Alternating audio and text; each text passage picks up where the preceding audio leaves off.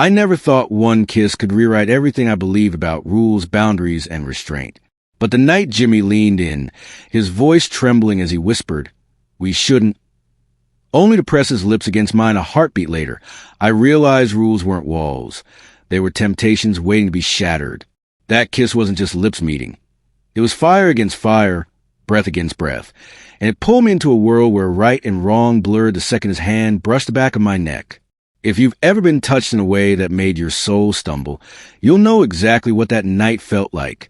Jimmy was 24, tall, dark-haired, with the kind of stubble that made him look like he'd walked out a magazine ad, but with an edge, like he could ruin you and save you all in one look. He wore a smart casual button-down and a soft mix of light gray and muted blue, tucked into navy chinos, the kind of outfit that made him look sharp but effortless.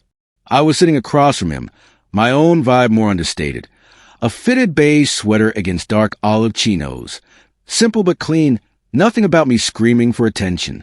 Except Jimmy always looked at me like I was the only thing worth noticing in the room. We were in his apartment. Music humming low in the background. City lights spilling faint glows through the half-open blinds. The quiet had grown thick, the kind that wraps around you, making every small movement sound louder, every glance heavier. He was telling me about work, about how exhausting it had been, but I barely heard a word.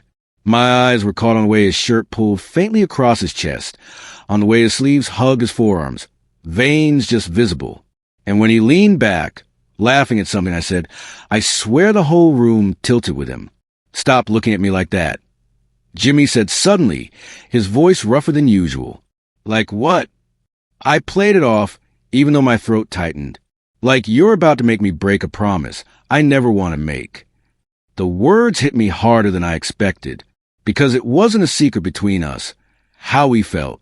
But Jimmy was the one who'd drawn the line. We shouldn't. He said it often enough to convince himself, but the way he looked at me, his eyes told a different story. I tried to laugh it off, leaning back on his couch. "You're imagining things." But then he moved closer, his cologne wrapping around me, a warm, subtle spice that sank right into my skin. His hand brushed mine on the cushion, fingers grazing just enough to make sparks run through my veins. My chest tightened. "Jimmy?" I whispered, though I didn't even know what I was warning him about. He leaned in closer, his eyes locked on mine. His stubble brushed my cheek as he brought his lips near my ear. His breath, warm, unsteady, made my heart stumble against my ribs. "We shouldn't," he whispered again. And then he kissed me.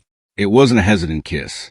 It was slow but deliberate, his lips pressing against mine with a need that burned through every unspoken rule he had clung to. My hands moved without thought, one clutching at his shirt, feeling the fabric tighten over his chest. He deepened the kiss, tilted my chin, pulling me in closer until every line between us disappeared. When he finally pulled back, his forehead rested against mine, our breaths mingling. "You don't know how long I've wanted this," he admitted, his voice hoarse. My hand lingered against his jaw, thumb brushing the line of his stubble, then stopped fighting it. For the first time, Jimmy didn't argue. He didn't say we shouldn't. Instead, he kissed me again, harder, like he was making up for every moment he'd wasted pretending we were just friends. The world outside the window, the city lights, the low hum of music, everything faded until it was just us, our bodies speaking louder than words ever could. And in that moment, I knew we'd crossed a line we'd never step back from.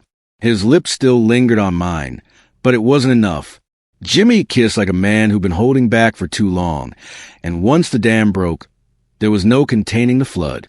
He pulled me closer, his hand gripping the back of my sweater, as though letting go would undo everything we just ignited. I could feel the strength in him, not just physical, though his chest against mine was solid and warm, but the raw strength of his want. When he finally pulled back, his eyes searched mine with a hunger I'd never seen before. His button-down was slightly wrinkled now, open at the collar, and the faint shadows of the city light made him look untamed. His breath caught. We just crossed a line we can't go back from. I smirked, leaning in, brushing my thumb over his jaw, then stopped looking backward. That broke him. He let out a low, frustrated sound and kissed me again, deeper, harder, like he was reclaiming every second he denied himself. His hand slid up my arm, firm and deliberate, then to my neck, tilted my head just enough so he could take more of me, taste more of me. The low hum of the music in the background became an anthem for the rhythm of his lips pressing, pulling, giving, demanding. My body was fire under his touch, every nerve sparking alive. I reached up, tugging gently at the edge of his shirt, feeling the heat of his skin just beneath. He inhaled sharply, breaking the kiss just long enough to look at me with that conflicted stare. This isn't how tonight was supposed to go. Then maybe tonight's exactly what was meant to be. I whispered, pulling him closer until our foreheads pressed together. His laugh was low, almost broken, but laced with need. He kissed me again, slower this time, dragging it out like he wanted to memorize every second. His hand moved along my side, settling at my waist, fingers flexing against me as though grounding himself. I let my own hand drift across his chest, feeling the rise and fall of his breath beneath the fabric of his shirt. Jimmy pulled back just enough to look at me, his eyes glowing with something between fear and desire. "You're dangerous, you know that?" "Dangerous?" I teased, lips grazing the corner of his mouth. "Or irresistible?" His answer came in the form of another kiss, deep and consuming, like he couldn't get enough. He shifted, guiding me gently but firmly until my back pressed against the arm of the couch, his body leaning into mine.